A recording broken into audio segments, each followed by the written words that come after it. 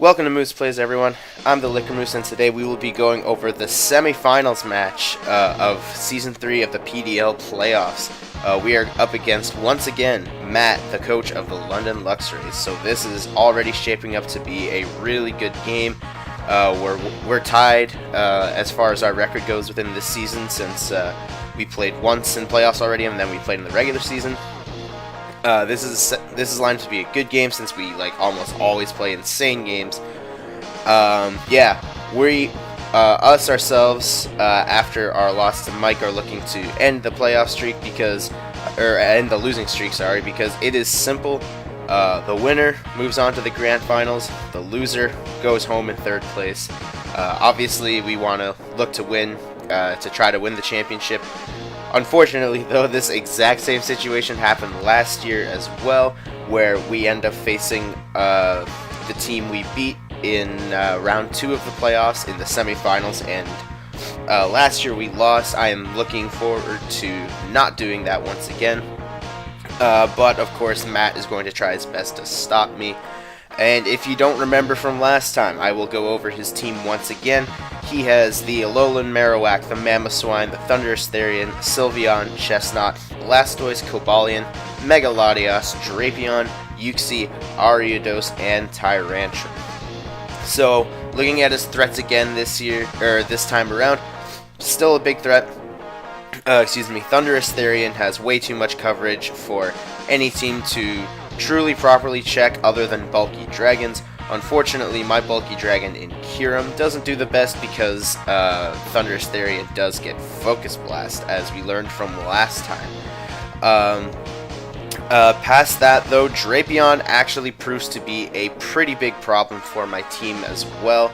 Looking at it last time, I've said it throughout the entire season, Toxic Spikes are the entry hazard my team absolutely least appreciates. My team, surprisingly, is not that rock weak, and I'm really happy with that, but Toxic Spikes, my team does not do very well with because I do not have a grounded poison type. Mistake on my part, most likely in the draft sense. But besides that, Scarfladios, I do need to watch out for that because he abused the Mega Rule that we have in our league last time, so I do need to look out for that. But other than those three and then the Mamoswine, I think the rest of it is pretty self-explanatory, and I think that's about it. I think I can hopefully deal with the rest of his threats properly. Sorry about this being a little late, by the way. The last week I was a little under the weather and wasn't really up to recording and editing, but I do feel a lot better now. So because of the way it worked, we already played the battle, and I do know the result. I'm going to try to not spoil anything. But yeah, we are going to go over my team relatively quickly, hopefully. We're going to start off with a few components that are remaining exactly the same as last time. Because, I mean, this rematch happened, just 2 weeks ago, essentially. Just because, when it came to the rematch from the regular season to the playoffs, a lot of things could change because we each have 3 drops to make. So 3 Pokemon each of our teams could change, and that could change up the entire matchup. Now our teams are exactly the same, so not a lot of things need to change. So because of that, some things are pretty much exactly the same. First off, once again, we're bringing Power Up Punch, Last Resort, Mega Lopunny, because straight up, I don't think Matt has the best answers to it. I honestly think that his best answer to this specific Lopunny set is a physically defensive Cobalion, and that really does not match up well with the rest of my team. Scarf Heatran takes advantage of it.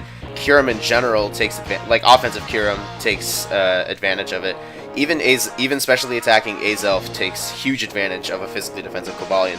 So I really don't see him bringing that to answer the Mega Lopunny. I think he does need to go back to the Uxie if he decides to bring this. But as we saw last time, I think Last Resort can do a whole lot of damage to his team. I just think this is most likely just the best set that Lopunny can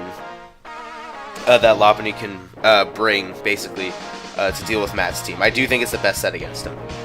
Past that, we have the same Heatran as last time as well. It did win me the game last time. It is a naturally good check to the Scarf Latias if he decides to bring that once again.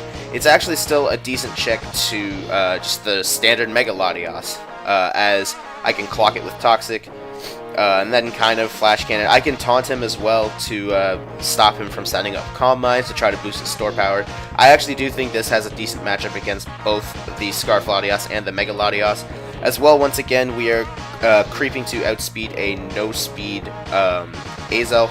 Sorry, not a no-speed Yuxi. Sorry, I'm the one with Azelf.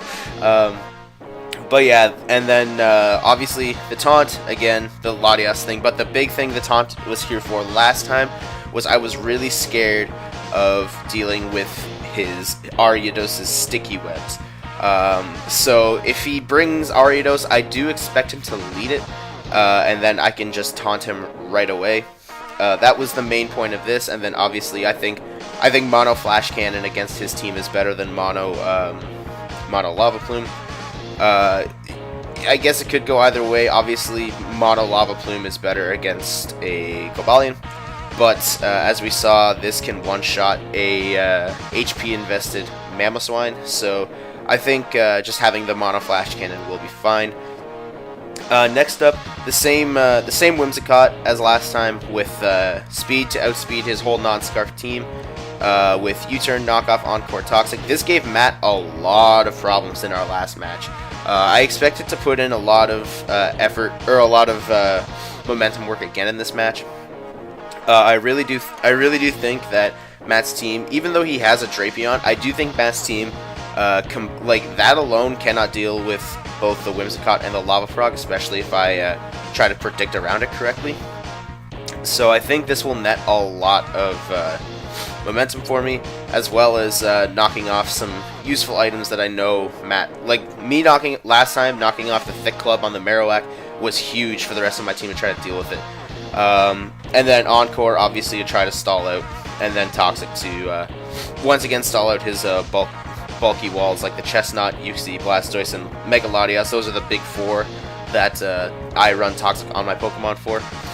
Again, pretty straightforward. If you saw my team builder last time, it makes sense why I bring this. Now onto the stuff that's different. Next up, we have Seismitoad once again, bringing the entirety of the Firewater Grass Core. This was my main check to the Marowak, I believe. And as well, it's a soft check to the Cobalion, and can sort of outstall a Blastoise because of the potential for Earth Power Spadef drops. But basically, yeah, just physically defensive to try to deal with his attacking threats, like the Tyrantrum can hit hard, but Seismitoad at least resists the Head Smash. It resists Cobalion's Iron Head, and resists the Flare Blitz from the Marowak. One thing I do need to watch out for is the Freeze Dry on Mamoswine. That's actually pretty common tech. But past that, just general stabs, Stealth Rock, and Toxic. The speed is there to outspeed a no-speed Blastoise, which I thought would actually come this time. I think I didn't bring webs last time, so I do think that my thought was that Matt would think that I would bring webs this time. So I think that Blastoise as a hazard setter will come. Especially since Rocks actually did a good number to his team last time as well. So I figured that Blastoise would be a pretty easy bring for him, but I could be wrong. Who knows? But yeah, pretty simple stuff here. Next up, Choice Scarf Azelf. So, like I said last time, Choice Scarf Latias was a big problem for my team. Not necessarily a problem, but definitely a big surprise. I need something that can even outspeed that, which is Choice Scarf Azelf here. Once again, playing it similarly, hopefully to the how I played it against Mark in round 1 of the playoffs. I can't lead with this in the case where he leads Drapion. I need to preserve this and hopefully pick up some offensive momentum with U-turn. And then I also went with a physically attacking one because I actually have not run physically attacking Azelf at all this year, so I'm trying to catch him off guard in hopes that he doesn't really prepare for a physically attacking one. Because if you look at Matt's team, like basically the Azelf I brought last time puts in so much work against Matt's team. ElScizor is by far the #1 threat to Matt's team. So I'm hoping to try to catch him off guard. Basically, U-turn, momentum, knock off utility. I do have explosion for when I need that late game nuke and he doesn't have the Marowak anymore. And then I just needed another coverage move. I decided on Fire Punch as it does still hit the Cobalion super effectively. And the Chestnut and the R8os. Basically, out of all the physical moves that ElScizor did get, Fire Punch seemed to be the best coverage option, just in terms of mid-game value, I guess, if you want to call it that. It didn't really need stabs, as I feel like he has to bring Drapion because of the fact that I do have two fairies on my two good fairies that match up relatively well against him. Plus the fact that Drapion gets Earthquake makes it a good bring for the Heatran, and once again the ElScizor is a huge threat for his team. He needs Drapion to Pursuit Trap it. So yeah, this is the Choice Scarf ElScizor. Lastly, a little bit of a risk. I wasn't really sure about this set. But basically, it's the Calm Mind Moonblast set for Florges. So this is going back to my Season 1 roots when I had Cresselia, and no one could really kill it. It's pretty much the same idea as that, except instead of 2 attacks, we're running Mono Attack Moonblast. As with Florges not having as great of natural bulk as Cresselia does, it does get worn down more with Toxic and other status. So I have to run Aromatherapy so he cannot clock me out like that. Ooh, excuse me. Again, speed is here for no speed Blastoise, as I'm pretty sure that he will bring the Blastoise this time. I do think he'll expect me to bring Webs since I didn't bring them last time, and or really against him in the regular season either. I very much predict that Blastoise will be a big part of his team. Maybe not necessarily to check the Lopunny like he did in the regular season, but more so to just be the general spinner that he needs to clear hazards, because Rocks was a huge problem for him last time, and and potentially Sticky Webs is really huge, especially when I have a Haxorus that can set up Swords Dance and like just other threats like that. Like Kyurem is a huge threat if I bring it offensive as well. But basically, yeah, I opted for Moonblast obviously because of stab, but also because like his quote-unquote fairy checks don't have the best special defense. So like Marowak can resist fairy, but his defense is much higher than his special defense. Cobalion is his steel type, but it does have that fighting type to make it neutral to fairy, and its special attack is abysmal, or special defense, sorry, is abysmal. So I do think Moonblast is the right call here instead of a different kind of. I really wanted to try to find a way to fit Giga Drain on here to try to hit the Blastoise as well, but in the case where he either got a Scald Burn on me or he brought Toxic on his Blastoise, Aromatherapy was a much better bring against him. So yeah, this is the team I decided to bring for this match. I'm really hopeful that this match can, or that this team can get the job done, because I really, really want to make it to the finals of this.